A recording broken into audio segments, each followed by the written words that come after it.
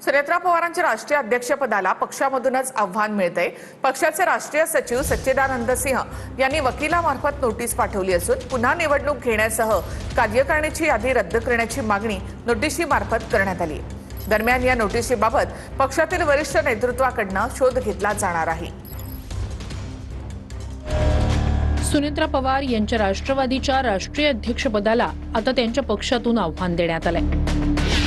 राष्ट्रवादीचे राष्ट्रीय सचिव सच्चिदानंद सिंह यांनी सुनेत्रा पवार यांना नोटीस पाठवली असून त्यांच्या निवडीला थेट आव्हान दिलंय। या नोटिशीनंतर पक्षात एकच खळबळ उडाली असून सच्चिदानंद सिंह यांनी स्वतः ही नोटीस पाठवली की यामागे दुसरं कुणाचं डोकं आहे याचा आता पक्षातील वरिष्ठ नेत्यांकडून शोध घेतला जाणार आहे।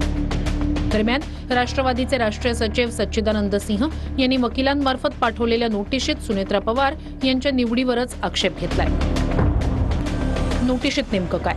26 फेब्रुवारी 2026 रोजी झालेली राष्ट्रवादीच्या राष्ट्रीय अध्यक्षपदाची निवडणूक पूर्णपणे अवैध आणि घटनाविरोधी आहे। ही निवडणूक रद्द करण्यात यावी। 28 जानेवारीला अजित पवारांचा मृत्यू झाला। त्यानंतर पक्षानं 17 फेब्रुवारीला प्रफुल्ल पटेल हे अंतरिम अध्यक्ष म्हणून काम पाहतील असं निवडणूक आयोगाला कळवलं। 18 फेब्रुवारीला बृजमोहन श्रीवास्तव यांनी योग्य प्रक्रिया पार न पाडता निवडणूक प्रक्रिया सुरू केली। पक्षाची बैठक बोलावण्यात आली नव्हती, कोणतीही नोटीस देण्यात आली नव्हती। सुनेत्रा पवार यांना पक्षाच्या अध्यक्षपदी एकतर्फी निवडून दिलं।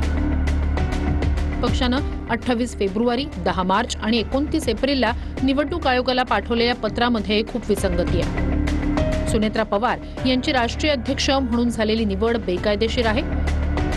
पक्षात नवीन स्वतंत्र आणि निष्पक्ष निवडणुका घ्या।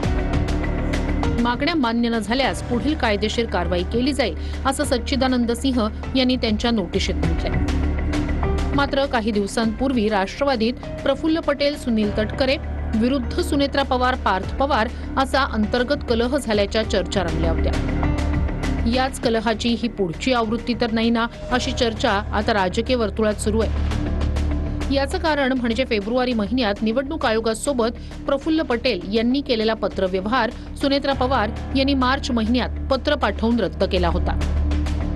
त्या पत्रात प्रफुल्ल पटेल यांची केवळ राज्यसभेचे गटनेते आणि सुनील तटकरे यांची लोकसभेचे गटनेते एवढीच माहिती लिहिण्यात आली होती। यावरून विविध चर्चांना उधाण आल्यानंतर या पत्रात टायपिंग मिस्टेक झाल्याचं सांगून राष्ट्रवादीतील प्रमुख नेत्यांनी या वादावर पडदा टाकला होता।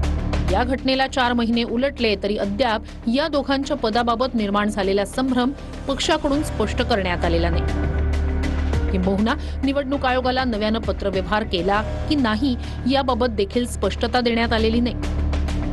त्यामुळेच सध्या अध्यक्षपदाच्या निवडीबाबत घेण्यात आलेल्या आक्षेपात आणखी कोणाचा हात आहे का याचा शोध घेतला जाणार असल्याची माहिती सूत्रांनी दिली आहे।